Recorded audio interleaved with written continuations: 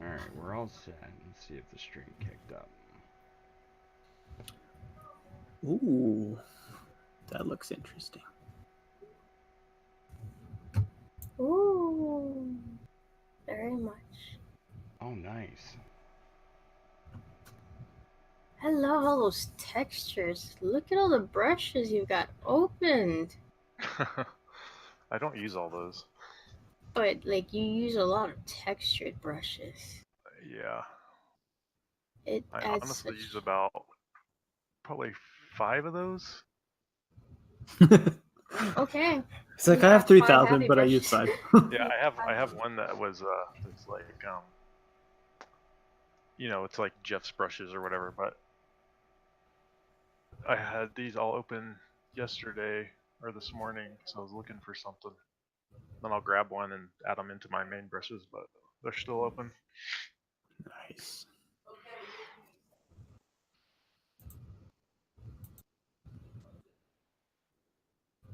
Let's see.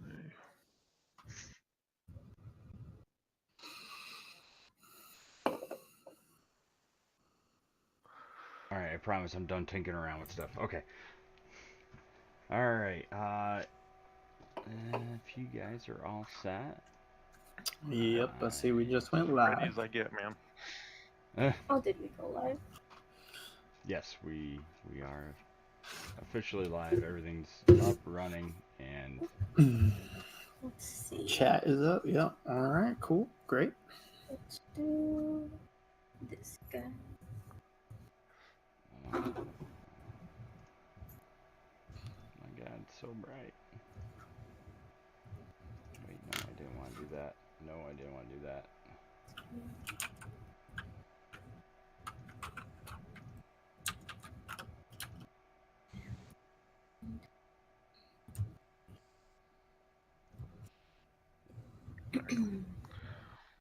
Thanks.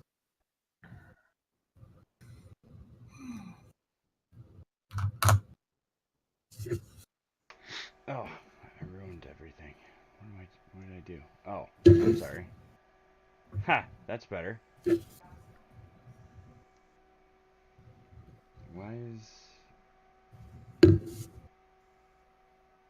there? Oh, all right. It was the stream starting soon thing. I'm like looking at it, like I had the show notes pulled on like full screen. And I'm sitting here like, all right, stream starting. Okay, yeah, it's live. Okay, good. All right, let me pull this up. And I'm like, wait a minute, I didn't have that up. Yeah, I'm on the ball. We're professionals here. No. Totally. All right. Now, do you guys want to?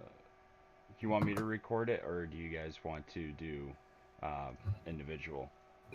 Totally up to you, because that's, you know, Right. Yeah, that's. responsibility on you. I saw you. All right, I'll record it. All right, You so I don't sure? need to do this Audacity stuff then. Nope. You can. It's one less thing. I will Okay. close it out then. Closing it Yeah, out. it's a CPU hog too. So as soon as you hit record on that thing, it's gonna like go nuts. Oh, really? Yeah, it'll devote quite a lot of your system to it, which is sometimes crazy if, you know, it can be harsh if you don't have like a really strong CPU or something like that that can handle it. So when I can, I try to get more accustomed to doing the recording. I'm using multiple different things. Hey, real quick, can someone post the show notes? Sure. Really, really quickly. Copy. That works. Oh, cool. That'll work. Paste. There. Cool. Thank you. Gracias. Let me see if this works.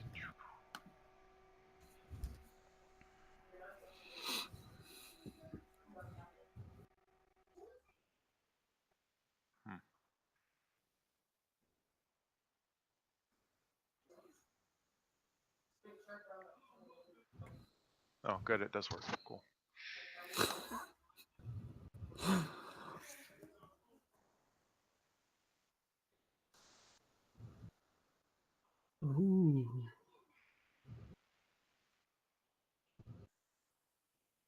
Cool, cool.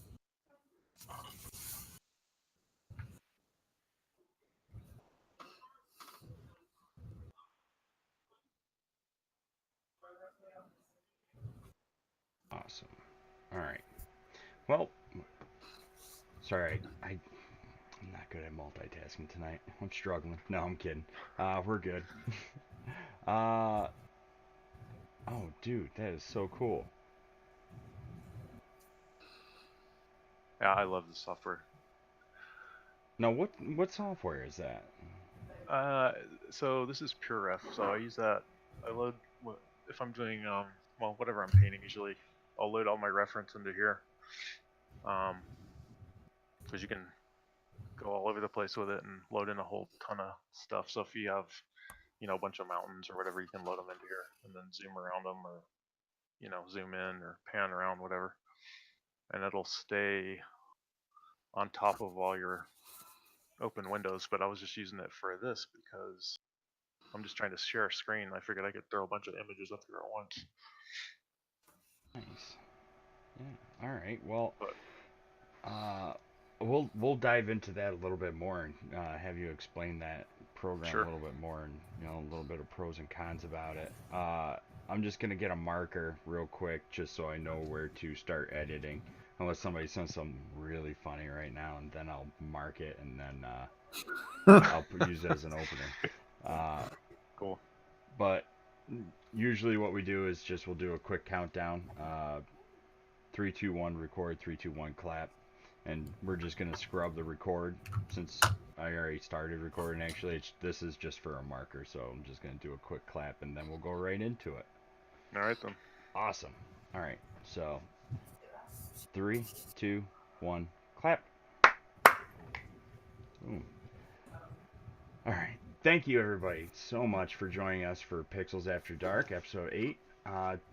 Tonight we have a very special guest, an extremely talented artist, the Lurch. Lurch, how would you like to be introduced? I probably should ask you this You can first. say Lurch. Lurch is fine. That's what I'm on the streams for. Sweet. It's okay. I add it. And trust me. 1, 2, 3, record. Yeah. Yeah, exactly. All right. No, we'll just dive right in, and I just wanted to we had a couple questions already laid out. If you're all right. Uh, one. Yep.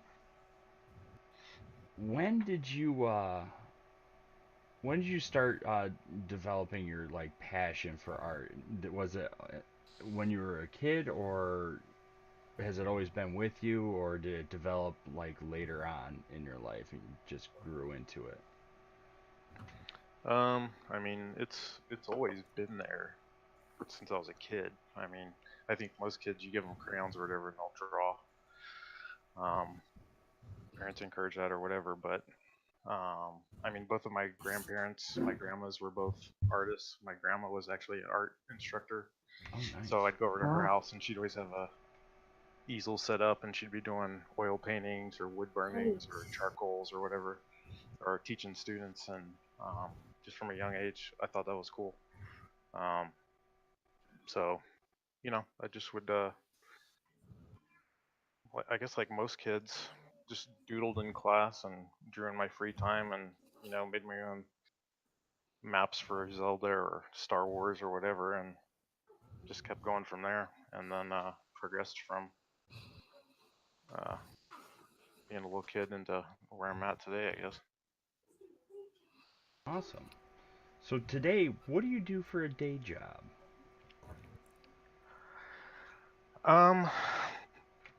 So I'm at a defense contractor, so I'm a VFX soup. So if I was out doing commercials or film still, it'd be, I'd be in charge of the shots or the look development of that kind of stuff and assigning stuff to guys.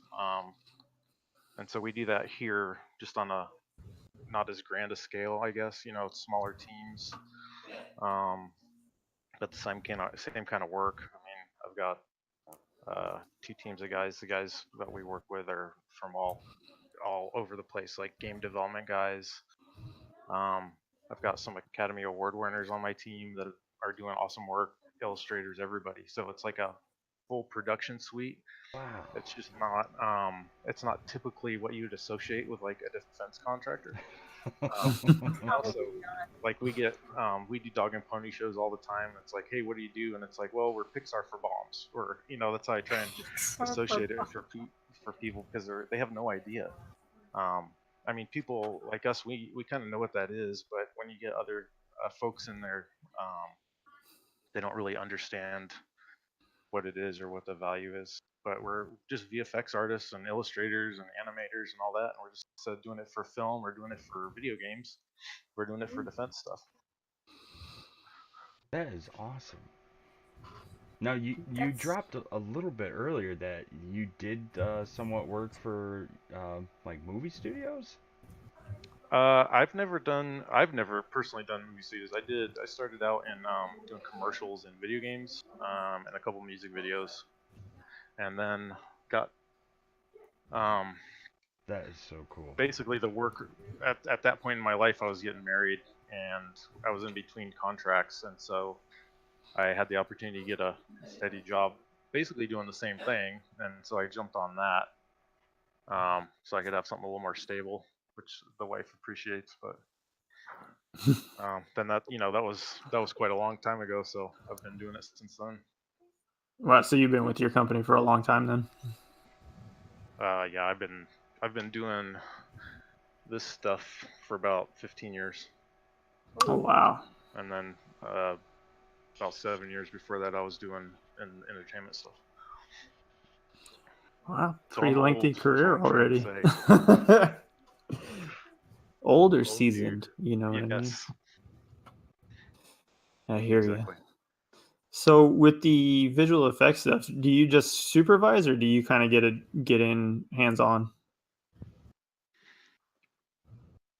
It's not as much hands-on as I wish it was. It used to be a lot more, but um, I still do shots. It's just not as much Mm-hmm. as I used to do.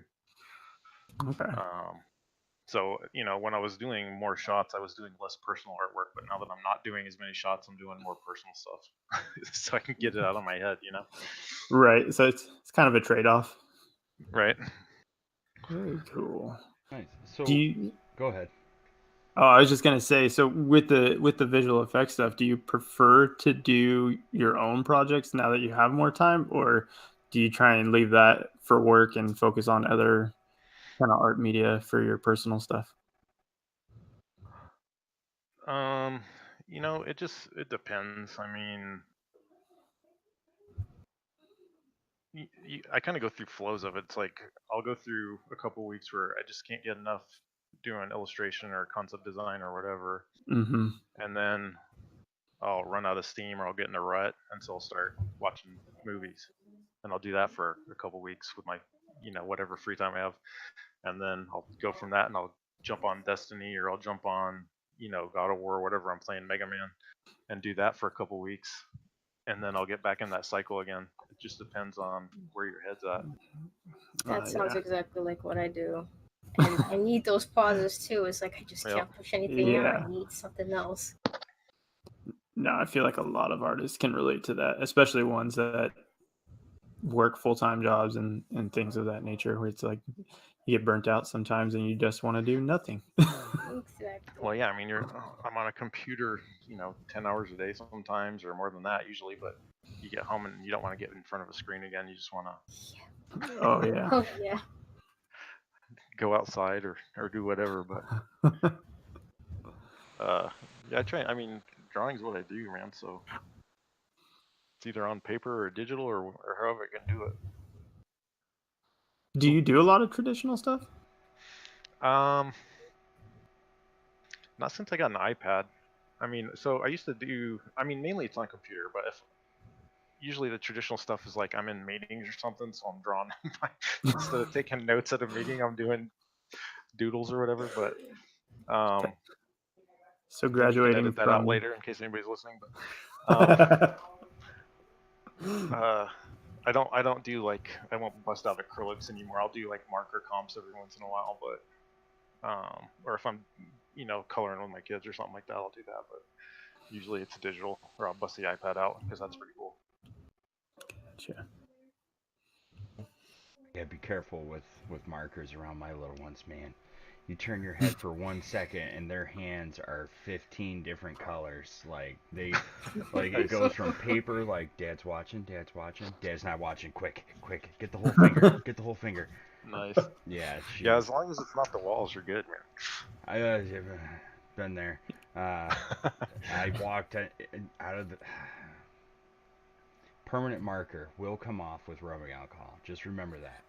I Nice. did a Google search, but my daughter got her hands on a black permanent marker. I had to walk the dog, and she was content for a minute. This is just real quick. She was content for a minute, and I look, and she's like into like Baby Einstein or whatever. So she was okay. Yeah, I can just pop out back, and I could just kind of peek in here and there. It was only going to be like a minute or two. Everything else was like doors were shut, had safeties on, safety handles on everything. She wasn't going to get into anything. She got into the top of my desk where I had a permanent black marker from work.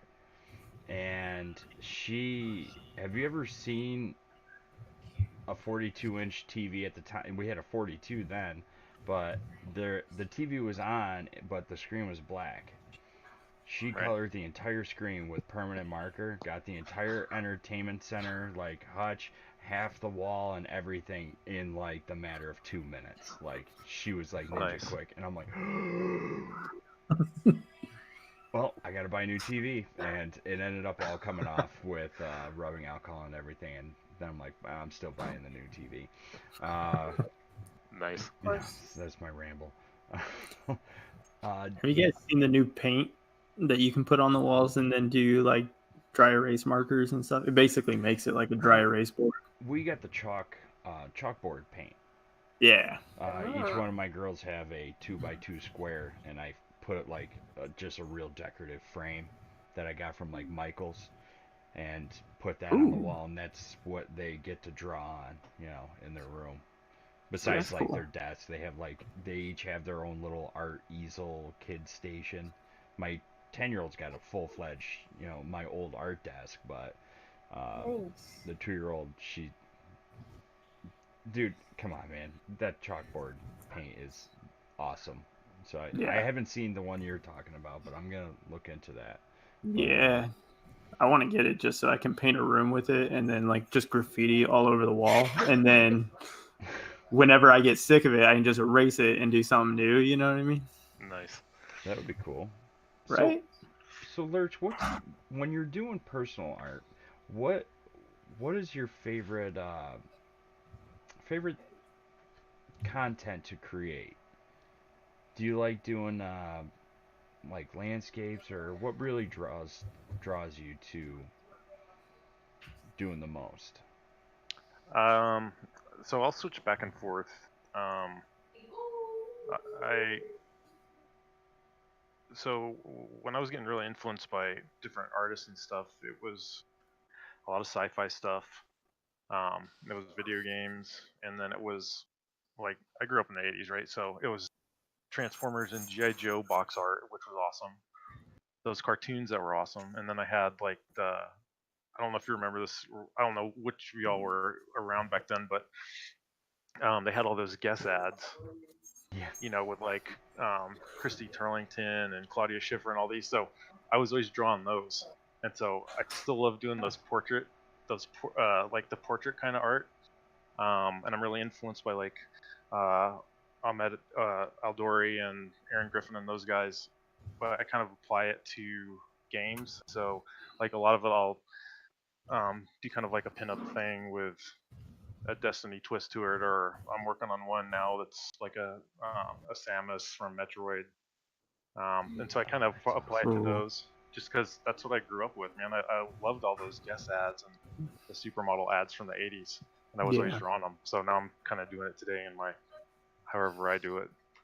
But yeah, so I'll switch between those, and I still love doing concept design and matte paintings when I can. I mean, lately I've been kind of on a sci-fi kick, doing some spaceships and environments and whatnot. But I mean, I haven't finished any of them, so I haven't been posting any of that stuff yet. Awesome! I can't wait to see that, Samus. That's gonna be awesome. That was like one of my favorite twists of a game ever. Finding out that it was a girl. I was like mind blown as a younger kid. I was like, oh my gosh. I have the old game. I think it's a Game Pro magazine, where it was like the first article release that the character was a woman, and she's on the cover with like no helmet on. Yeah, she's on the cover with no helmet. Yeah, I have that. I found that up in the attic this weekend in one of my trunks. Awesome. And I gotta bring it down and put it in the office and frame it. But just two quick more questions before we get diving into the guts of all the questions we have for you tonight. No, before we start diving into things, one is what sort of music do you listen to? Or do you listen to music or audiobooks, or what you usually got going on in the background when you're when I'm doing artwork? Yeah. So no audiobooks, because that would just derail my brain big time, so I can't do that. I agree. Usually lately it's been either drum. So I'm all over the place. First off, I'm either doing drum and bass stuff, or like heavy metal, like old school Pantera, the new stuff from like Ginger. I love that band; they're awesome. Or I'll do 80s music because I love that stuff, and I'll go in between all that, which makes no sense, but that's how I roll when I'm doing my artwork. And I'll do like Blade Runner soundtracks or something like that because I think that music's awesome. And it's kind of inspiring to an extent. But that's usually what I'm jamming to is like 80s music, metal, and like club music, if you want to call it that, drum and bass. Club music. Yeah. I always describe that as like high energy, because a lot of 80s music, I love a lot of 80s music. I mean, I was born in 83, but just later on in the 90s, I was still going back to some. You got me there, but the soundtrack from Blade Runner is so underrated.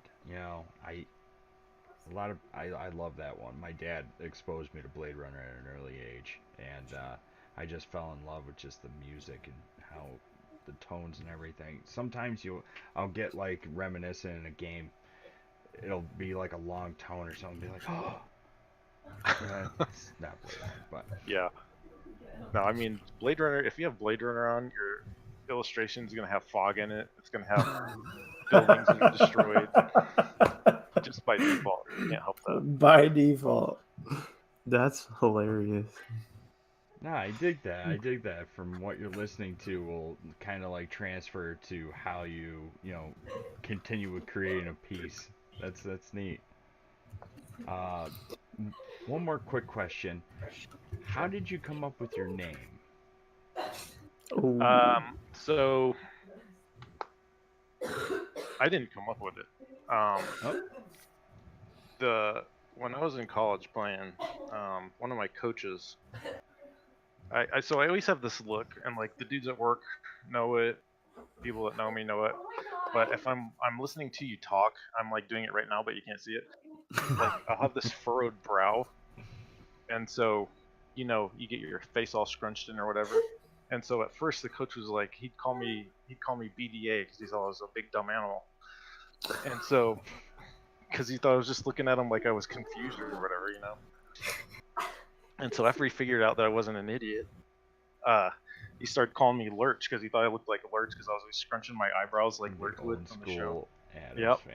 Family. Yeah. So that stuck, man. And then from there on, all the dudes on the team called me Lurch. I just kept her from there. How about the part, Lurch, the?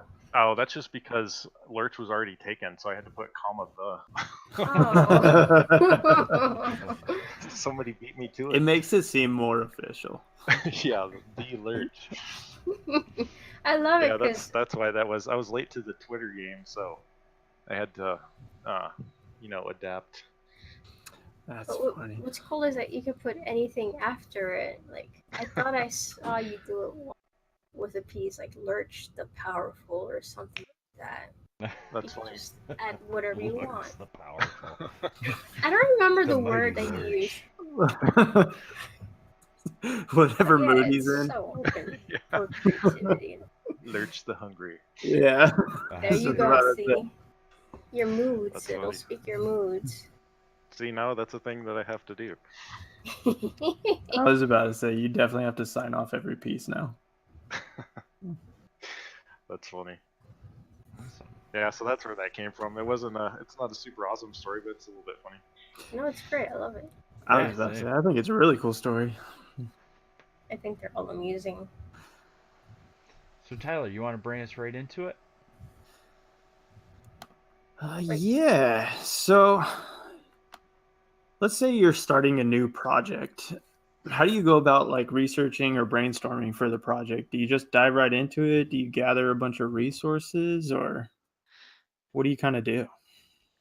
Um, I start out just researching and researching and researching, especially especially if it's for a work project. That's a lot of Mhm. research, but even for the personal stuff, um,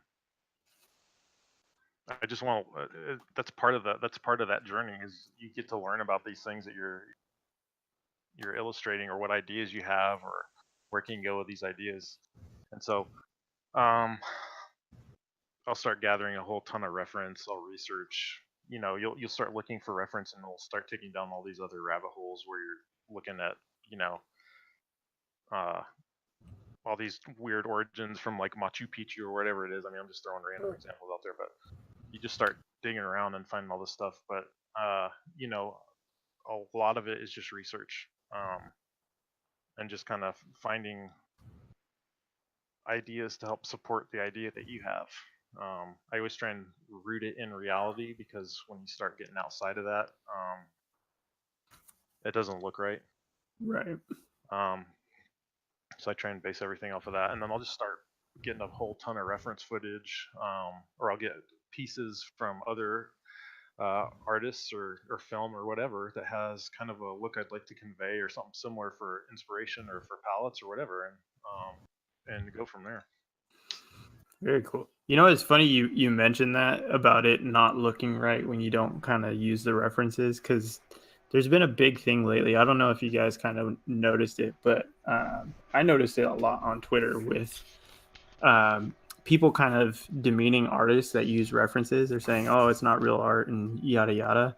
I've been seeing that going around, and so many artists that do it for a living, like Lurch does, have all been disagreeing, saying, no, you have to use reference if you want to get better, if you want to convey something the way it's supposed to be conveyed and stuff. So it's kind of nice that you have people that have experience that are now enforcing that idea. Yeah, I mean, Da Vinci is is documented as using reference. You know what I mean? So, Degas is known for using reference. All these guys are known for using reference. Most guys that do this for a living, there's some that don't, but that's kind of the exception. Most guys that do this for a living are using reference. Right. You know what I mean? I mean, why wouldn't you? I agree. I mean, I don't use reference for if I'm sitting here doing a brain dump on a piece of paper, I'm not using reference. But when I go back to do a finished product or to start taking that idea further, I got reference. No, it makes total sense. It's funny you bring that up because I actually saw a conversation just today with an artist apologizing or at least expressing how sorry, they were picked on by somebody viewing their piece by saying that they didn't give proper, homage to the source and this and that, and they did change some things and make it their own, but it was literally an exercise. So people are really touchy lately. Yeah, I mean, what are you gonna do? Like if you're doing a character study or something, throw up your reference if you're gonna post it. If you're not, then who cares? Yeah. You know what I mean? So I Yeah. mean that's probably a whole discussion on its own. But That is for sure. That's cool. So do you primarily work in 3D then for your job? So yeah, I mean it's mostly 3D. I mean what's interesting is about what we do is instead of in game dev or a film, you're for the most part, it's like, hey, I'm working the lighting for this shot, or I'm working the animation for this shot, or I'm working textures or whatever. I'm doing look dev. For what we do, we get to touch all of it. There's one or two of us that'll do the look dev for consistency, but Mhm. and then we've got a couple guys doing storyboards and that kind of thing, or doing some concept design. But we get to touch all the rest of it. So we're doing we're doing the lighting, rendering, animation. We're doing all the comps. Sometimes you're doing the edit, sometimes you're not. Mhm. So it's cool in that way. Not a ton of modeling just because we don't need to do that stuff anymore, and it's too expensive for us to do it. So It's time consuming. yeah, I mean, a hero model takes weeks, and we just don't have that we don't have that luxury. Our schedules are more similar to working commercials or episodic television. So we're on shots. You're cranking out shots. Sometimes one a day, sometimes one every 2 or 3 days, rather than on a shot for a couple months. So it's pretty quick. Oh wow. But it's mostly 3D, unless I'm doing like matte paint. So what programs do you tend to focus on then? Let's say someone wanted to get into your industry. What would you recommend them start learning? I would recommend they start learning lighting and perspective, and how things react to light and how things move. Depending on where you're at, that's what the software is going to dictate. So even in the industry I work in, if I'm at this house, we'll be using Max. We're in a Max pipeline. We still use Maya, but we're mainly Max because that's where most of our guys came from. And then if you go to these other shops, they're all using Maya. Or they're using Max, but they're using Nuke instead of After Effects, or they're using whatever, for compositing stuff. So Yeah. I would say the tool doesn't matter. Kind of what I was alluding to earlier. It's like, do you understand how things behave or how things should look? And then you'll learn the tool set when you're in there, for the most part. No, that's But fantastic yeah, go ahead. advice. Like you said, kind of learning the principles behind what you're doing, and then the tools kind of come second nature after that. Are you allowed to talk Right. about the tools that you use, like at work? Yeah, I mean we're a Max pipeline. So for 3D stuff, we 90% of it is going through Max, 3ds Max. We do all of our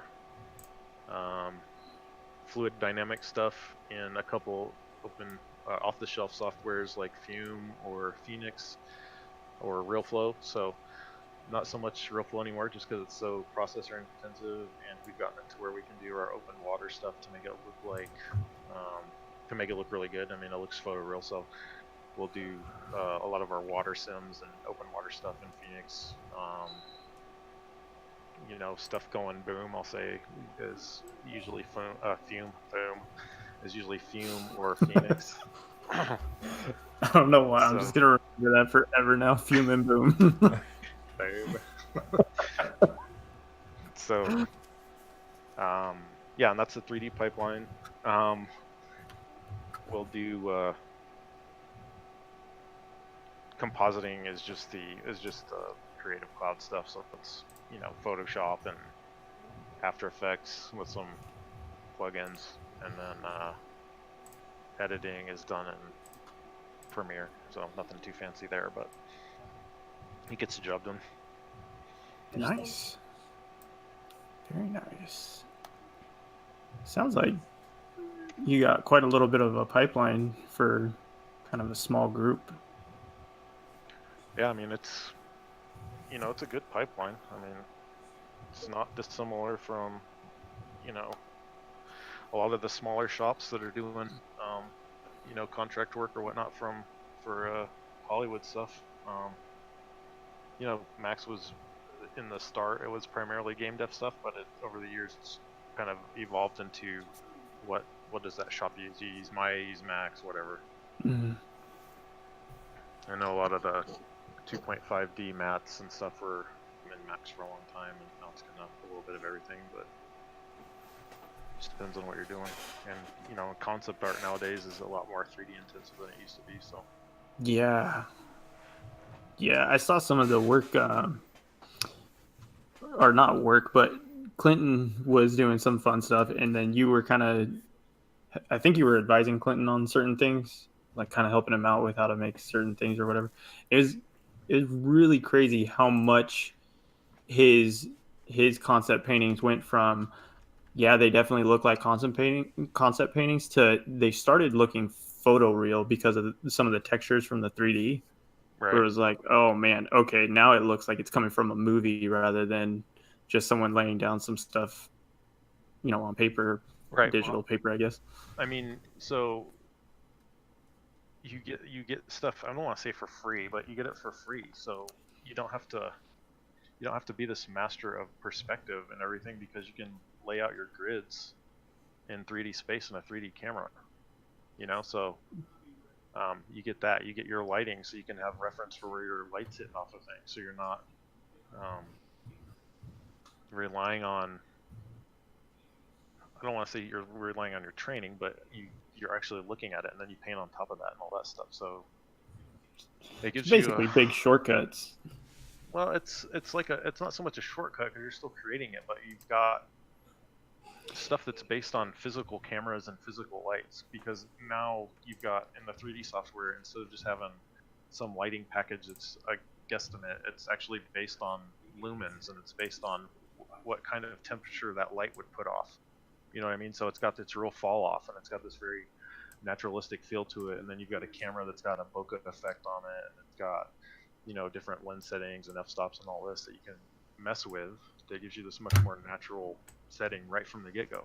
And then you paint on Right. top of that and start doing Clint's magic stuff to it, and then it looks awesome.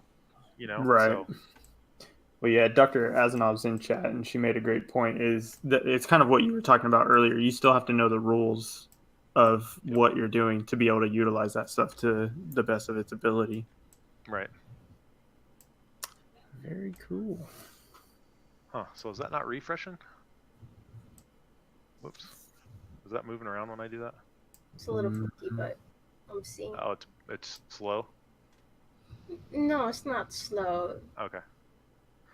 I think you just have to align it where you want it. All right. Joe. I wanted to zoom in. No, I appreciate it. Oh, wow, yeah. So is this a current personal project that you're working Yeah. on? So this is just it was kind of going along what we were talking. I mean, this ship didn't just happen. It's me messing around with shapes and parts and whatnot, trying to make some. So this model is yours. Interesting. Yeah. Nice. So I'm just trying to make some cool sci-fi bomber-looking thing. I've been looking at lots of Sparth lately, so it's influenced by that. It's got big engines and somewhat cigar-shaped, I guess. But anyhow, so I'm building this. I want to do a couple different things with it, and have been referencing stuff from NASA, just shots of Jupiter, shots of Saturn, all this cool photography they have now from their various missions and stuff. So I can get the lighting right and all that, But some of the international space other organizations have been taking some phenomenal shots lately from their moon missions and some of the probes and everything. I've been seeing a lot of those pop up too, and they're just absolutely astounding. It's great seeing how the international community is finally getting up into space, and a lot of people are launching different things and getting out there and exploring, but they're also taking these amazing shots of everything. Right. Yeah. I forget what the name of the I don't know what you want to call it, satellite, spaceship, something. But there was one that just did a flyby of Saturn and then crashed into it, right? And took a bunch of pictures on the way down, kind of thing. Oh yeah, it was. Yeah, I was actually. I don't remember what it was called. I was looking at that the other. I Yeah, don't remember what it was called. but Let's see, I remember that over. there was some where it was like absolutely beautiful photos. It's amazing how they kind of just piece that together through the math to figure out the colors of things and yada yada. Right. Yeah, so I'm just messing with stuff. You guys keep talking. We're all So- watching your screen. I have My- it kind of blown up on the stream, and it's like I put it right in the middle. At first, Tyler laughed at me because I'm always goofing with something, but I have not seen like animation or 3D like rendering in a long time. So I'm just really taking in what you're doing. Even though you're playing around, it's still just incredibly interesting to me because I don't remember too much of that process. So just seeing what you have built so far is just incredible to me.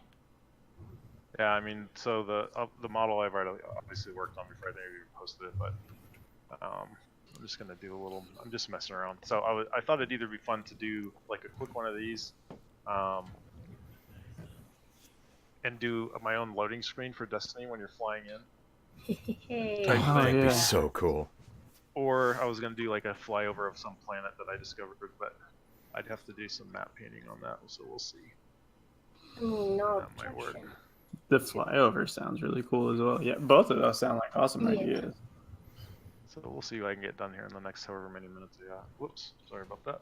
Wrong frame. Doc's asking if you have any sci-fi book recommendations.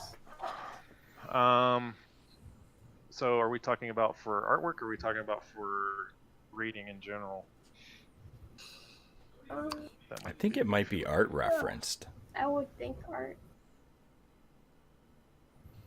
I don't know. She Ooh, writes her own novels. comics and stuff. Yeah, Yeah, that's what I was thinking. I think she might be into the reading. Yeah, you're right. You're right. I'm dumb. I should know I'm trying that. to think for sci-fi for reading. I haven't read anything. I mean, honestly, I was about to reread Dune, so I love Dune. I'm going through Dune again. This yeah, time as I've got to read that again. So because good. of what's happening with that, but I love all of that lore. most Since of the sci-fi I read is old school, so it's like Asimov, Philip K. Dick, that kind of stuff. Or I'm a Star Wars nerd, so I read the Star Wars books. Don't feel bad, I do too. So I read that stuff, and then I honestly don't do a whole ton of sci-fi reading. I do mostly like historical pieces or historical fiction, just because that's what I do, or like action stuff. But most of the reading is I do a lot of reading in like visual development stuff. So all the art books, obviously, concept design books and stuff like that. The Visual Story is an awesome book by Bruce Block. If you're trying to get into any kind of, especially concept design or look development stuff, or 3D even, that's a great piece. It's a great reference. But as far as sci-fi goes, I'm probably not the best person to ask on that. Sorry. But I like those old school books. Like Asimov stuff is awesome. Do you like the Dark Tower series? Dark Towers is cool. Sci-fi fantasy stuff like obviously Tolkien and Game of Thrones and that stuff. But Yes. Awesome. All right. let's see. Now, when you're not doing like rendering, when you're doing like you had the one screen of the one art piece with the Guardian holding the ghost. What program did you create that in? I created that in. I think I did my initial sketch in Mischief, which is Mischief. Yeah, it's by the Foundry, so it's a. Whoops, that was stupid of me. Why did I do that? I just put a bunch of keyframes on this for no good reason. There we go. Turn that off. It's hard for me to art and talk at the same time. Oh, you're fine. You're fine. So CPU I started that one overload. in Mischief just to do like sketches and doodles, and I mean super like low order sketches, like really bad looking stuff, and then once I get ideas down or whatever, I'll throw it into Photoshop and just go from there. And I did like the I'll bring that back up since we're talking about it. I think it's all collapsed at point. Let's see. You gotta. Sorry. Nah, you're fine. Brain is adjusting. You're fine. Don't worry. You don't have to pull it back up.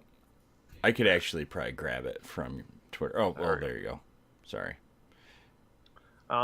So it goes from an idea, sketches, bring it in, and like nowadays I'll do that in Procreate, get my sketches down, and then I'll bring it into Photoshop and finish it. So I had my wife pose to do some hand stuff for the let's see, this picture. Let me see if I have it on here. That's from Sparth. That's not me. Yeah, for this one. Whoops. I don't know what I just said. Oh, I gotta go over to my other screen here. No, I don't need the brush tool thing. I have all this stuff going on. So, yeah. So that I'd have my wife will pose for me, and I'll use that for reference, for like the Amanda Holiday picture. And then I'll just go from there in Photoshop. Oh, okay. But most of it's done in Photoshop. I mean, like 90%. I think when I first saw I went gaga over the previous picture of the Guardian holding the ghost, just because the portrait is amazing. The whole piece is amazing.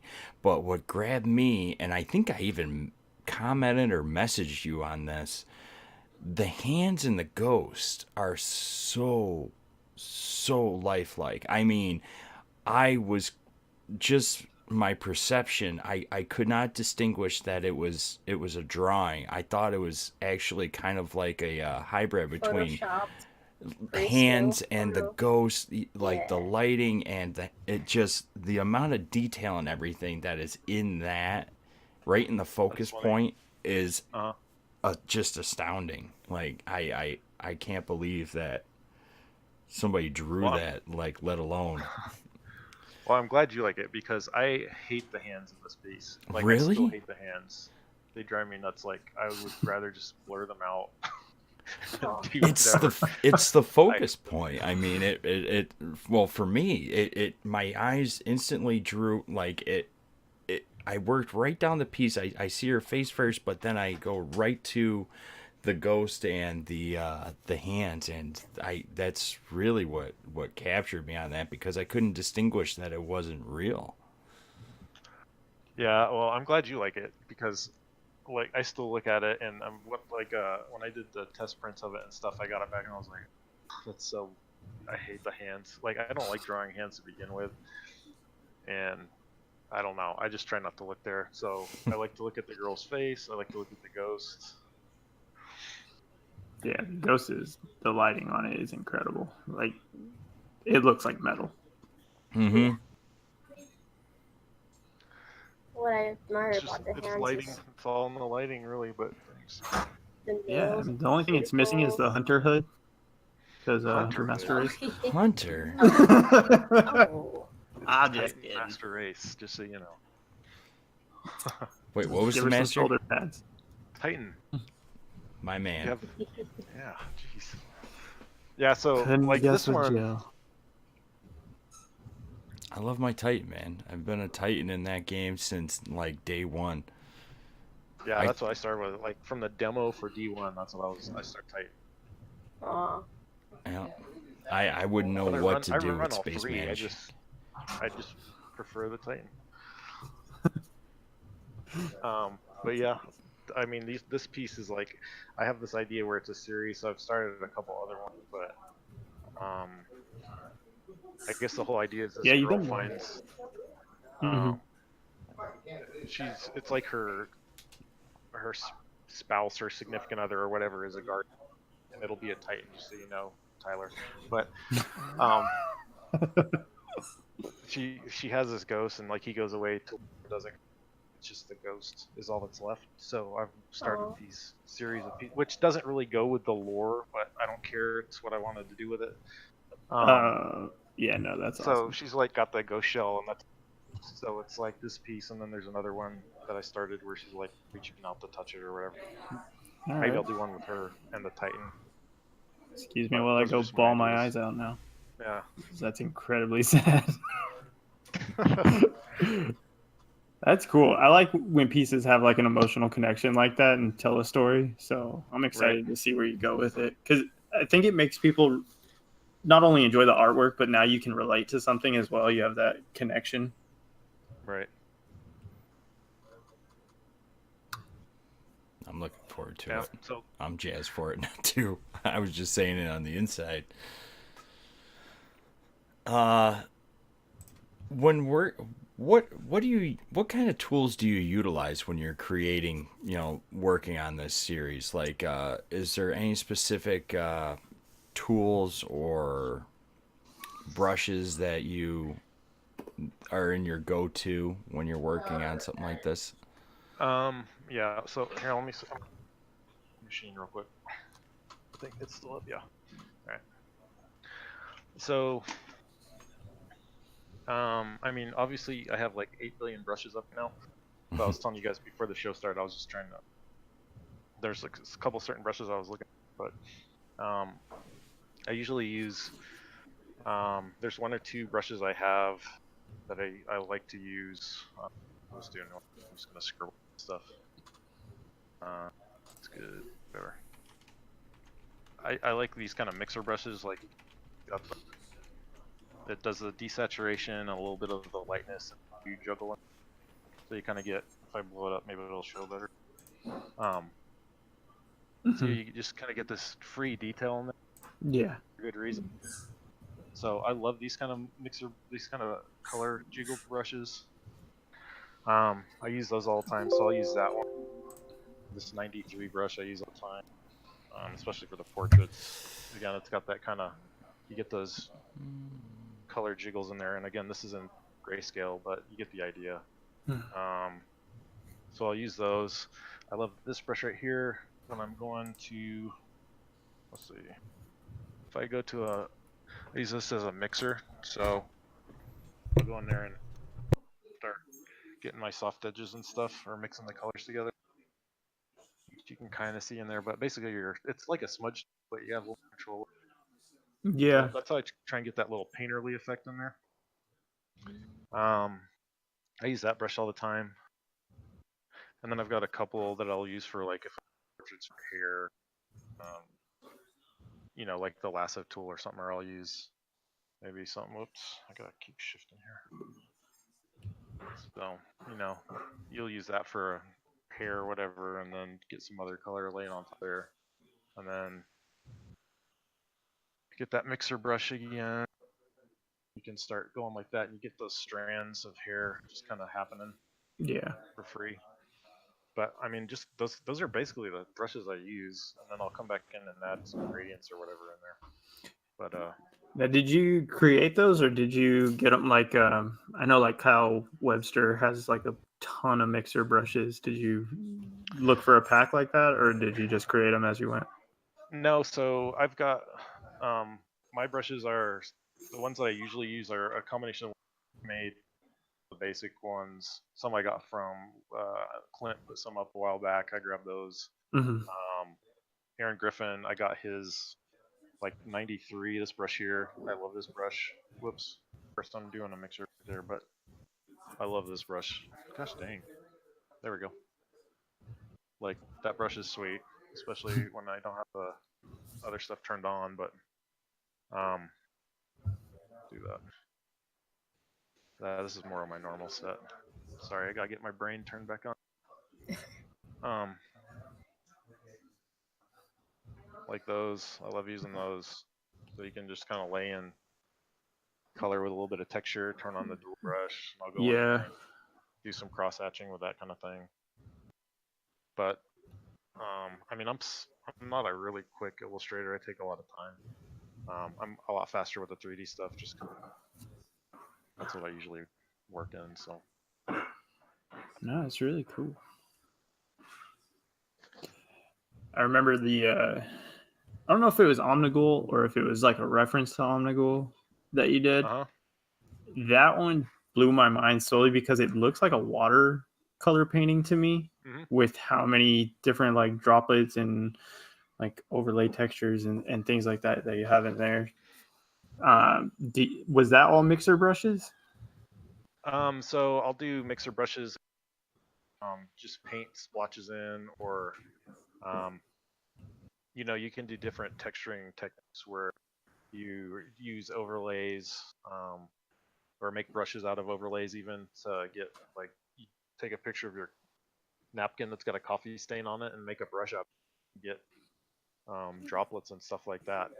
I would have So I do all never kinds of thought stuff of like that. that. That's genius. Because it It really wasn't my does look idea. like watercolor. It was incredible to me. Yeah, thanks. I mean, that's what it is. It's just you use other things to give texture. You know what I mean? So you could even take this and just do a overlay of a paper grain, any kind of paper grain or a burlap or whatever, and it'll give a whole bunch of texture just to this right here. Right. So yeah, I know Monkus does that quite a bit, where he has, I think he created like one file of like a paper texture, and then he just kind of tweaks it as he needs to. Yep. Yeah, you know, he's got his style honed in pretty well with all his stuff he does. So, he's got that working for him pretty sweet. So yeah.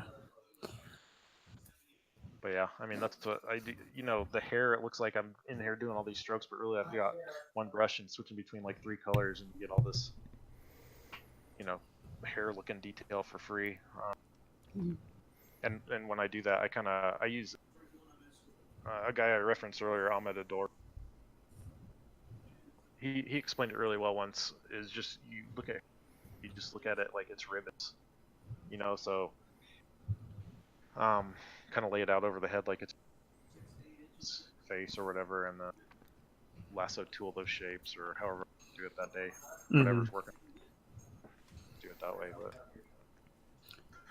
you know. No, that's those are most of the brushes I use. That's one tool. Do you use the lasso tool a lot? Because I feel like a lot of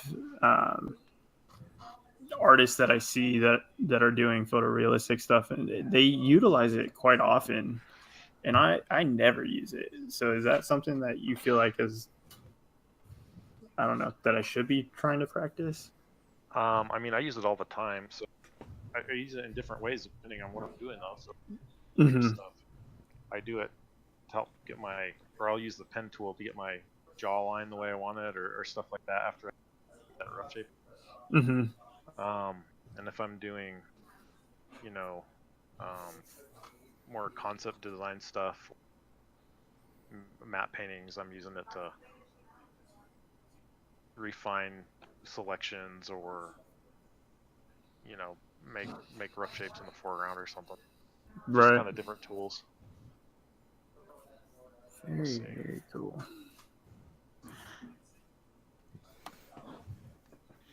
Now, is there any sort of like techniques or suggestions that you can share just with the brushes and the kits and everything that you have pulled up right here,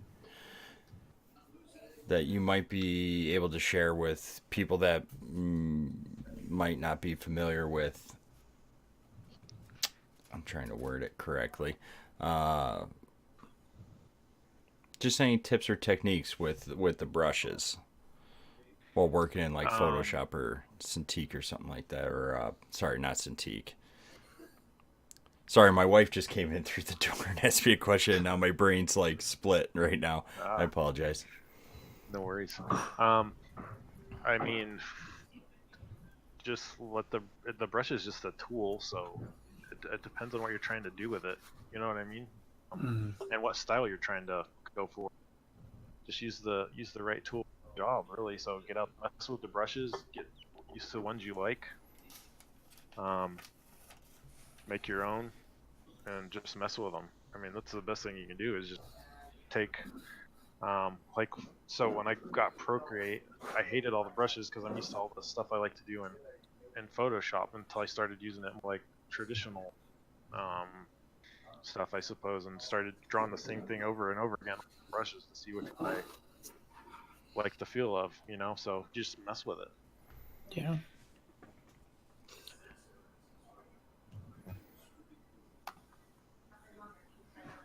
See, I mean, yeah, I guess that's the best thing I would describe for the do the thing and get. I mean, I'm all zoomed in right here, but zoom out, get big, so you can see what your composition is. So you're not. I mean, I'm bad at it, especially if I'm doing like sci-fi stuff, it's not too bad. But if I'm portrait things, it's like fan art, especially, I'll get zeroed in on like an eyeball or something and just noodle the crap out of it instead of looking at the whole composition. And 30 minutes later, I've got this sweet looking eyeball. The rest of it, garbage. You know what I mean? So big, and then get in there little when you need. Right. What canvas size and resolution do you usually work with? So I was just using like a A5 basically for international for stuff. But I just switched recently to I either do 3K by 5K or 5K by 4K at 72 DPI. Oh, okay. So you don't go for huge DPI. You just go for a huge canvas. Yeah, I go for it, and that's because I get the stuff out of the brush. A lot of times, you're not going to get all the nuances out of the brush if you're at a small resolution. So especially if you're trying to emulate somebody's look, and you try it, you'll. So if you grab like a brush or one of Kyle's brushes and you're trying to do the exact same thing, and you have a totally different resolution than what he works at, you're not going to get the same, little subtleties in those brush strokes. So, anyways, I upped the resolution. If you're going to go to print, like obviously you're going to get up in like 120 or even 300, depending on who you talk to for the DPI. But I just try and use those resolutions for now, anyhow, until I change it up or hear something different from somebody else and I agree. But yeah, I mean, for the longest time, probably like kind of like an A5 size, which was like at 300 DPI, and like at 3K, I think. And I was talking to Clint last week. We were talking about stuff, and he was like, "Dude, switch it up, go to like 5K." And I was looking at some other stuff, dissecting some other dudes' work, and they're all like at 4 or 5K. Not all of them, a lot of them. So I was like, "Yeah, I'm gonna give that a go," and I've liked it so far. So Nice. that's what I'm messing with. Now, with this 3D model, like 3D animation, what are some tips for somebody that might be starting out in, diving into this form of art right here? I know a lot of people are super interested in it, just don't know like a good starting point on it. Is there anything that you could share that somebody might be able to utilize getting into it? Yeah, you forgot your list. I'm like, oh, she forgot the list. I mean, again, I think if that's where your interest is, just get whatever package you can get into and start messing with 3D. You know what I mean? So, so when I was learning all this stuff, I would see something in a movie that I thought was cool. I'd go back home or go back to the shop or whatever and try and do it myself. So, I lost a lot of sleep when The Matrix came out, trying to figure out freaking in 3ds Max, which was like, I don't know, 3ds Max version 3 or some crap back when that came out. So, you just have to make the tool work for you, and then DVD comes out and you see how they're actually doing it, and so you're like, oh well, maybe I could just take a snapshot of 40 cameras every 10 degrees at frames 90 to 110 or whatever, and I can do the same thing as bullet time. So just go and try and reverse engineer stuff and learn it. I mean, that's what I did. That worked for me. It doesn't work for everybody, but I would just say you have to.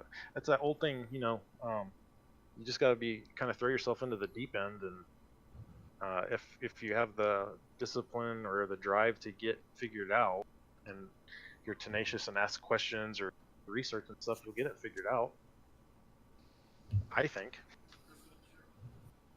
Yeah, no, Cycles was you're asking, right.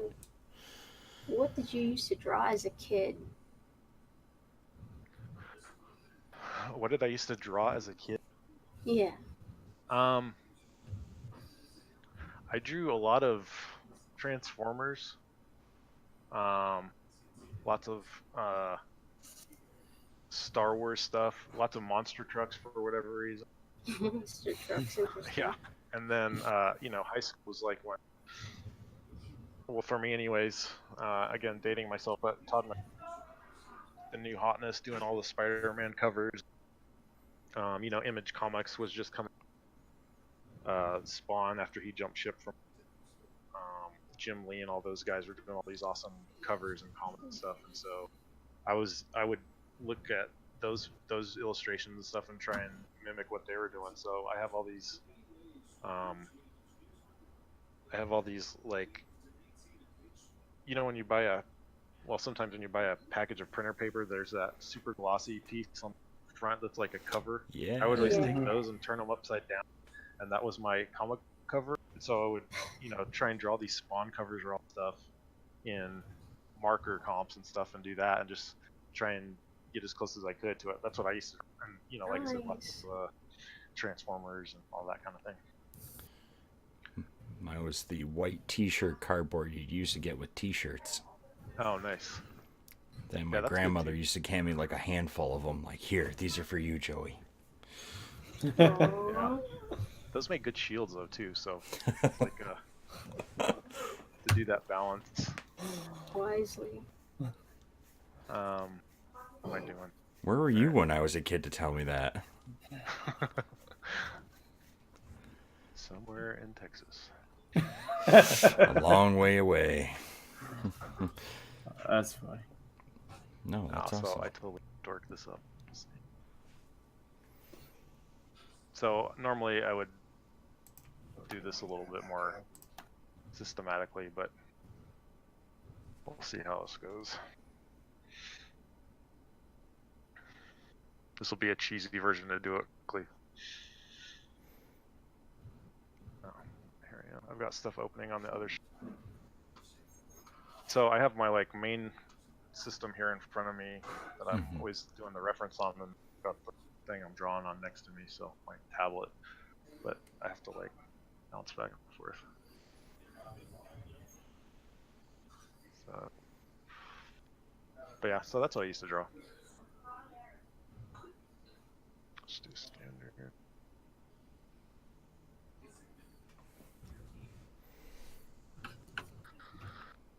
That is super awesome. Just bear with me, ask questions or whatever while I'm digging through crap. I have a quick question just with the 3D model that you have right now. Did you input lighting, or did you use just like a standard lighting already?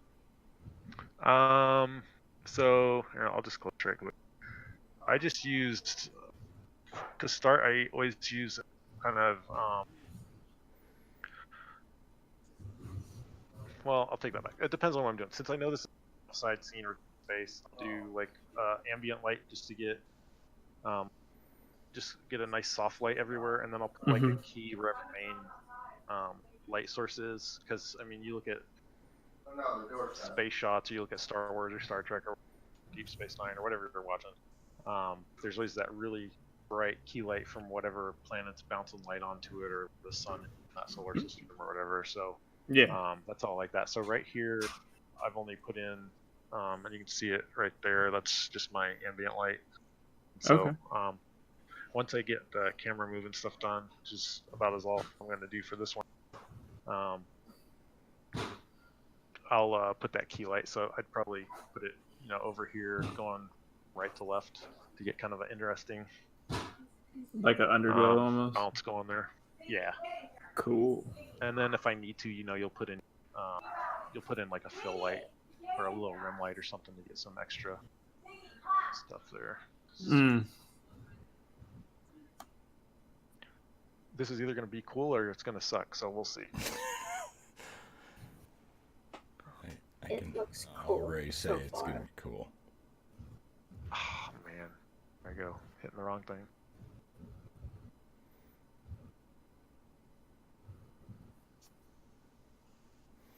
My machine is not happy. That's what I quickly learned with all my 3D attempts is I don't build things in the right way, so the machine would always get angry. And now I'm looking for where I put my space stuff, which you would think is in space stuff, but it's not. Also, folder organization is. I am terrible at organizing. Oh, I have like a 1 in 4 shot of finding what I'm looking for in the right spot. That's fun. so ironically, Spikles is asking, what's a bad habit you see others do in your discipline? Bad naming convention. Yeah, definitely. So you'll have like you'll go into the production folder, be 01 underscore whatever underscore final underscore final underscore final. Final version 1, final Or version 2, Yeah. Final Yeah. version 3 final. or unnamed 1, unnamed 2. Yep. So that's pretty bad. Folder organization, and that got flipped. So that's. Well, let's see. Flipped. Look in here. Res has a good structure. Kind, year, name. There we go. No, I guess that was right. It's in Destiny, right? It comes from the or something. Oh, hey, look Like at that. that. It Yeah, looks there we go. legit. See, this isn't gonna. It's gonna kind of work, really, So I'll just cheat there. I mean, you could just composite some lighting onto that ship and it'll look just like it belongs. Yeah. So you get the idea, That's right? cool. Yeah. Hell yeah. Uh-huh. Wow. It just needs dramatic music. Yes, it does. And obviously you gotta finagle this a little bit. And then I'd have to texture that for the final thing, but there's a rough of it. And you made that in 10 minutes. Wow, that's incredible. No, I'm kidding. It took a lot longer, 10 minutes to make. How long have you been working this on ship's the got a ship lot. model? Go. I don't know. That's probably. Let me think. I don't know, probably 4 or 5 hours so far. It needs more detail work and stuff, and obviously I need to texture it. But the other idea was to just try what that looks like, anyways. Oh. Thank you so much for sharing that. That is so cool. I don't get to see this sort of This is the first time we've seen this kind of stream. Yeah. Oh, it's big enough. It brings a whole different feel to it when you see it, because we've seen you messing with it as we've been talking and kind of playing with it here and there, and seeing it go through the motion. You had the animation where it's swooping down, kind of like in in Destiny, the ship comes in from the top and swoops out, and Right. When you added the background and then played it there, it just literally I heard brought it. it all to. Did you hear it? Did you hear the in my engine? head. Yeah, I heard the Yeah. and then the vocal music in the background. Just record that sequence in game, save the gameplay, and then just take the audio and then just do the timing according to the audio, and you won't be able to Yeah, tell. I'll have to do that for the final to see it through and do all that. Yeah. I also wanted to do one with because I got the other day that looked like and so I wanted to put a turtle rocket ship legs instead of the Destiny ship. I thought that would. But maybe I hadn't slept enough that day. That'd be interesting. Now the question is, since we're talking about Destiny, what shader are you gonna put on that ship? I'm kidding. I'm kidding. Probably Don't- my Dead Orbit one. Shatter White. Yeah. Shadow White. The Dead Orbit ones. There hasn't been a faction Back thing. when there was factions. Yeah. Before time. What are those? Yeah. We'll see it in Destiny 3. No, awesome. I guess we'll find out in a couple of weeks, maybe. Oh I yeah. was about to say I'm actually excited for Thursday to see what's brewing. I'm more excited to see what comes through at E3. Because that's up in Bungie territory. It's I'm hoping they have something big to announce, kind of like a little bit of a teaser on Thursday, and then go wait a couple weeks, and I don't know, I'm really excited about what the future is about to bring. Well, Ruby, would you like to bring us into the next segment? What was it? Time management? It is. Yes.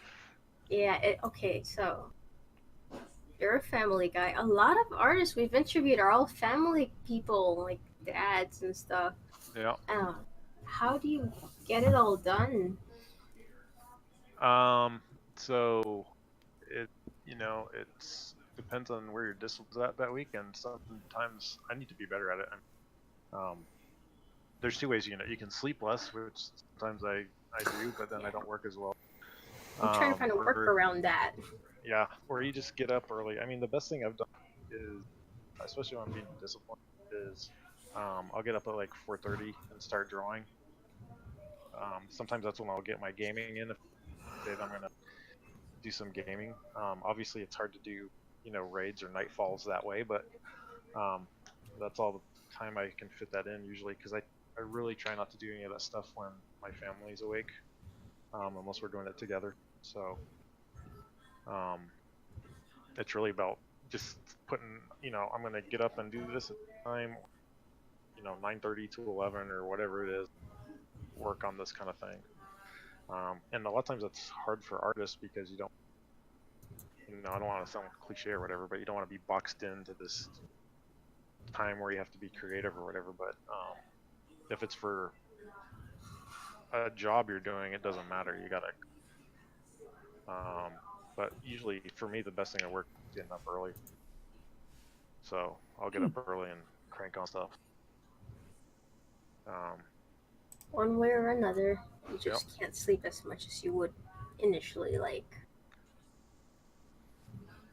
Yeah, I mean, the whole sleep thing depends on who you are. I used to be fine getting like 4 hours a day. And me saying I was fine, my wife might say I was a knucklehead either way, but now I try and actually get some sleep. Besides, these last couple weeks have been crazy, but that's beside the point. And I'll get up early and try and crank stuff out. But some days you get home and you don't care about that. You just draw, or you want to, there's new content you want to play, or you're watching a movie with somebody or whatever. Yeah. But for me, the time management is, I go to work during season, I coach, and then after that, it's a little bit of wind down time, and then bed. Then you get up in the morning and you're either going to do your workout, and draw, or you're going to get to work early. So those are my options, and just roll with that. But it's all about discipline, and sometimes I'm good at it, and so I just, me personally, I gotta get more consistent on it. Yeah, I feel you. It can be real hard. I got to get better at getting some quality rest myself. I got to get better at that as well. I'm sure everybody can work on that right there. I mean, it can be real difficult, especially when you have a lot of work on your plate, or you got like that new content or whatever the situation may be, and you sacrifice a little more sleep this night, a little more sleep the next night, a little more rest, and then you're down to 4 hours a night, and you're scraping through the day. Yep. But you can really see how beneficial getting that rest is on the next day and the day after. So I try a lot, myself personally, 3 nights a week where I get quality rest, and the rest of the time I'm up until the wee hours and working on stuff or playing with stuff. Like, I've struggled with that balance. I used to pull all-nighters pretty often when I was in my early 20s, but then I just couldn't do it anymore. But because I still want to do art, I'll stay up quite late, get up, let's see, I'll go to bed at maybe 2 and then get up at 7:30ish, and I'll be so tired that doing that for maybe about a week, I will feel so horrible that I can't do art and I just want to shut down early. So I'll go to bed earlier, but it takes me several days of good sleep to feel good again. So finding that balance, I think, will help avoid that. Yeah, I mean, I used to say I'd sleep dead, and like that just doesn't work for me anymore. So I have to, every once in a while, or maybe once a week, or whatever it is, I'll stay up late and get some stuff done, or get work done, extra work, or just watch whatever I'm watching, a movie or a game or whatever. And other than that, man, it just smokes me too bad. I gotta get my sleep now. I hear you. We're all getting old. We ain't getting younger. Yeah. Nope. Although, aren't you supposed to need less sleep as you get older? Yes. I'm not saying that. I don't know. I don't believe them. You're not at that transition yet. Not yet. I should be happy. No. Rez, I need so much sleep. I do too. I really do. No. I'll sleep for 13 hours straight. Oh my gosh. Oh my gosh, dude. Okay. To be fair, I'd be set for like the month. Right? I'll get up like at normal, maybe 8, 9 a.m. I'll look at the clock and be like, it's the weekend, and just take a nap. And my nap is like 5 hours long. Oh. See, I've gotten up before the sun comes up for so long that it's like ingrained in me. So no matter what, I usually wake up about between like 5 and 6 a.m., if not sooner. Mm-hmm. Like last week, I woke up at 3:50, and I was up. Brew coffee, coming to the office. Just so happened to be my day off, but it's just I'm so used to waking up so early. It's just I don't even need an alarm to go to work anymore. Yep. So I hear 7:30, 8 o'clock. It's like, that's early. Yeah, that's sleeping in, man. Yeah. No, my wife gets annoyed because I wake up before my alarm. So I'll leave the room and I'll start doing stuff, and then the alarm goes off. She's like, "You're not even here." You do that too, huh? Yeah. I'm like, "I'm sorry." See, I'll wake up right before my alarm because my body's just used to it, and I don't want to wake up my husband or my kid or anything. I wake up right on time to turn it off so it doesn't sound off. Oh yeah. But it's there just in case.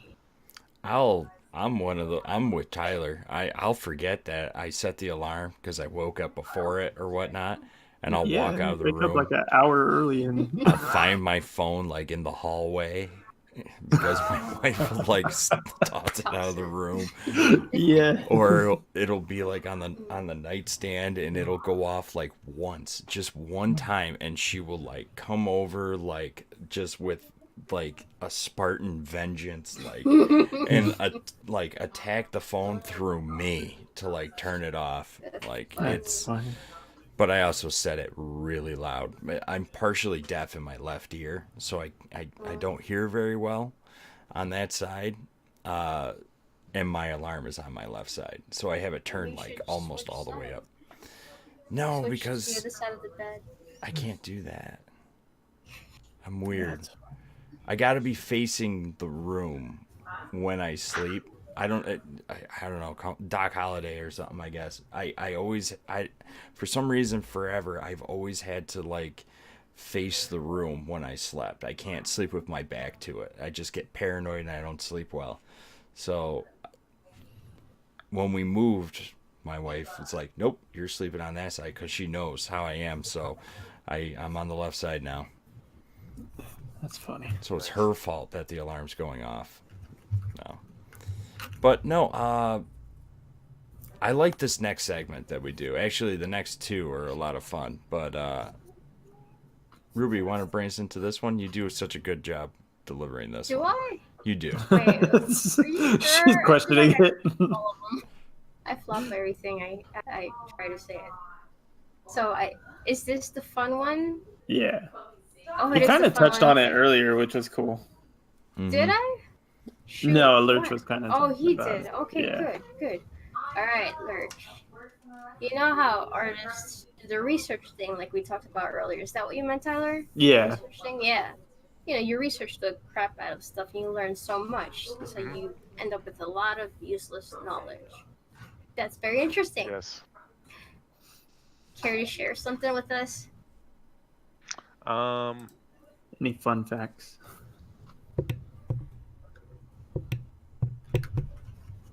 Yeah. So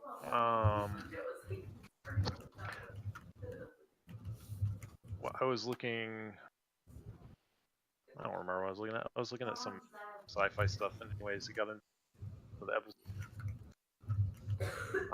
One of those was like a Doug Chang keynote that he was doing for whatever it was. And then there were some other papers related to that. So it was some of the design concepts that they came up with, and how they solved some of the problems they had in episode one. And so at that time there weren't a lot of really robust fluid dynamic solvers to do things like and fire and that kind of. So to develop all the engine fires and pod race, he ended up doing cloth sims and taking um, basically cards. But I mean, a card take film, fire an explosion or whatever, key it out, whether it's on green screen or it's on a black background, you can key that out too. But so they did that, applied that to the cloth sims, and made that look like fire. So time in the pod race, you're watching like the engines explode or they have the effects coming out. That's actually nowadays they do a fluid sim on that stuff. So I thought that was pretty. And then he was also talking about, I kind of touched designing life,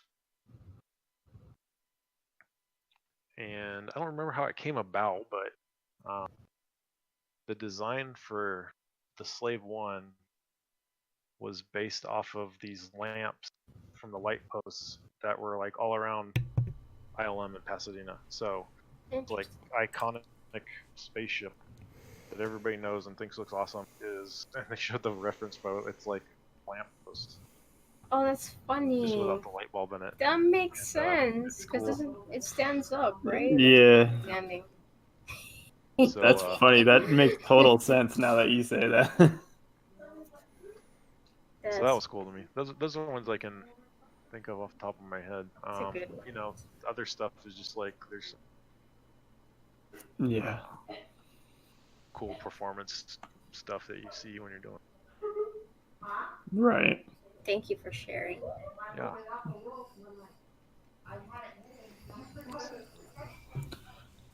Well, Where are we at? we're into one of my. Actually, this is my favorite part because it always puts a big smile on my face. Joe looks like a kid getting ready to talk about it.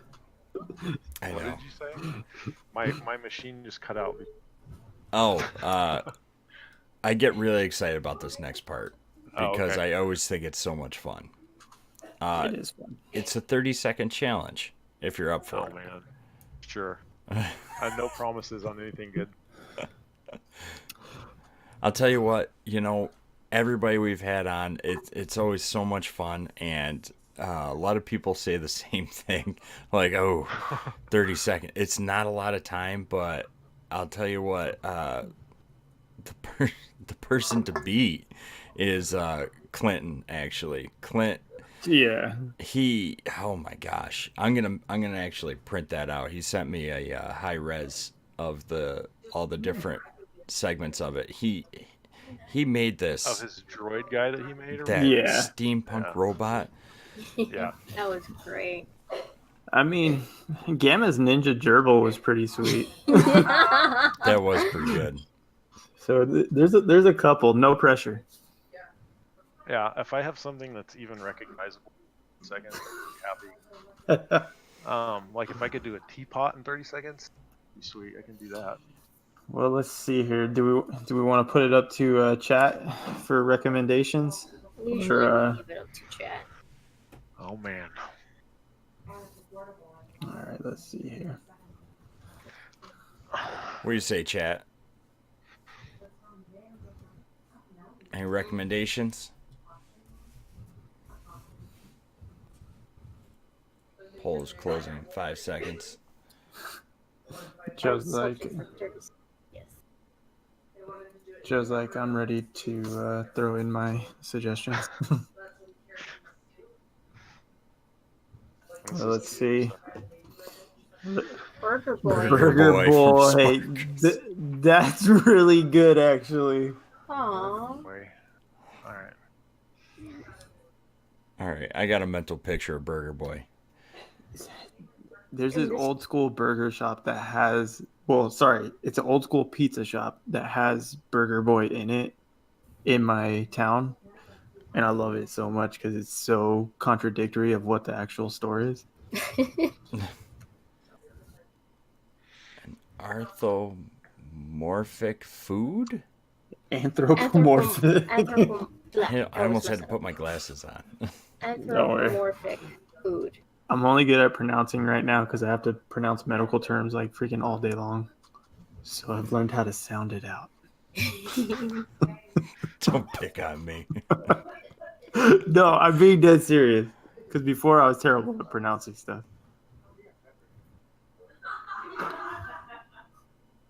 So for Burger Boy, are we doing a hamburger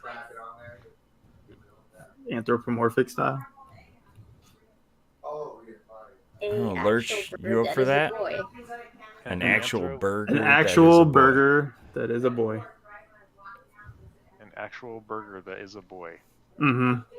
Like Pinocchio, but made out of meat, lettuce, tomato, buns, 2 buns. For some reason, there is a fast food character that is reminding me of. I can't remember the name of it, but Of Austin Powers. think of Austin Powers. Stay puffed. Stay up. I just think of the. Anthropomorphic. Do you remember the old school, like go get a snack in the movie theaters? How it was like the popcorn dancing and the soda drink dancing. I do. Yeah. That's exactly what I want to see out of Burger Boy. I want a hamburger with noodle arms and a funky face. Let's all go to the lobby. Yeah, exactly. Exactly. Let's all go to the lobby. Let's all go to the lobby. Now it's turn off your phone. Yeah. Nice. All right. All right, Lurch, you ready? Ruby, you Sure, got a let's do timer? it. We'll see what happens. All right. Let's see. All right, and I'll blow up his screen so we can see Alright, the magic. Stopwatch ready. I'll let you know when you're halfway and then when you've got 10 seconds left. Or should I do 5 seconds? What do you prefer? Hmm. Well, now you're giving options. Okay, Yeah. no options then. I'll let you know when you have 10 seconds left. That. There you go. Alright. Let me know when you're ready. Yeah, whenever. Alright. Then I'll give you a 3-second counter starting now. 3, 2, 1, go! Burger Boy Burger boy. Burger boy, huh? does whatever a burger does. Oh, he's got legs. That's a head. Oh, is that a cat? 10 seconds left. This is so awful. This is great. 2, 1, stop! Hey, I love it. I saw you I had love that it. tongue. That's so cute. Oh my I god. love it. That This is is adorable. fantastic. So for the audio version, Lurch used a paint tool, and he has literally a burger with all the fixins on it, with stick legs, feet, nice little hat, and some eyes. Save it It's first awesome. before you make changes. Alright, then. Save it first and then make the change. All right. Alright. Now all we gotta do is decide which month it will be for the calendar. How many do we have so far? I still need to get 8. Jay's. You know 8. Jason made one? He actually did. I jumped into his stream this one time, and he's like, "Oh yeah, I still owe you that 30-second challenge," and he did it. He did it. He finally What did a it. nice So now, guy. I know. I have to bug him to give me the file. I'm gonna bug him right when we're done with the show. Excellent. That's awesome. Burger Yeah. Boy's going to file. If you don't know, at the end of the year, towards the end of the year, when we have, well, we'll probably have more than 12 by then, but we're going to put a calendar together, and we're going to offer it up, and it'll go to all a good cause. So we'll decide later on, but it'll be a lot of fun. It'll be a good calendar. I plan on getting one myself. I mainly want to, make a calendar just for myself, and I'm going to hang it right behind me so everybody gets to see it while I'm on streams. I like his lettuce hands. Yeah. This is awesome. It is sweet. Oh, Lurch, you're such a good sport. I love it, man. Yeah. I like how him and Clinton are both the ones that feel the necessity to take it further, though. Yes. Like everyone else was like, "All right, I'm over that." And both of these guys are like, I don't know. Gamba was pretty proud of his ninja hamster. Yeah. That's funny. He was like, "Nope, that's perfect, right how it is." Yeah. Exactly. Nah. I don't know. This is looking great. I love it. He's so cute. I could eat him. Would you though? I mean, I'd eat him. Yeah.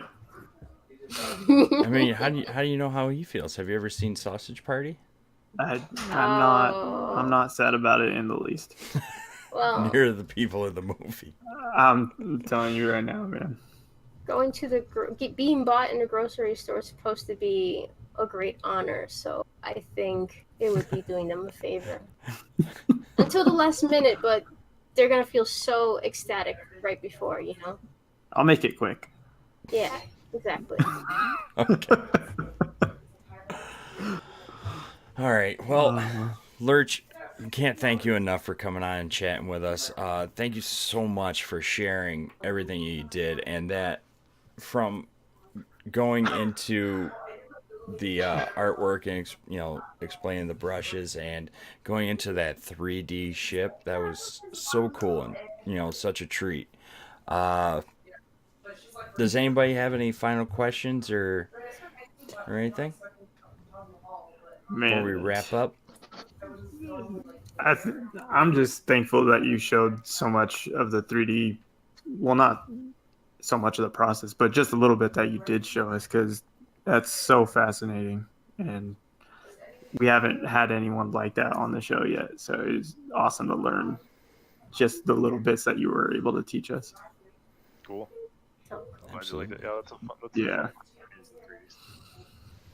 Yeah. Do you have any suggestions for people maybe that before we head out, Lurch? Any suggestions for people getting into 3D art or anything like that? I mean, my suggestion, if it's what you enjoy doing and you want to make it something that you do for a living or team or whatever, then keep at it. I mean, I think nowadays, especially on all these different media outlets that we have, getting railed on from people. Maybe they know what they're talking about, maybe they don't. What about it? Um, you're not gonna get better if you stop. So just keep working. Mm-hmm. Right on. Great advice. Awesome. Well, thanks again, Lurch, and thank you everybody for tuning in. We will catch you next time. Have a good night. Thanks, guys. see you. Bye. Good night.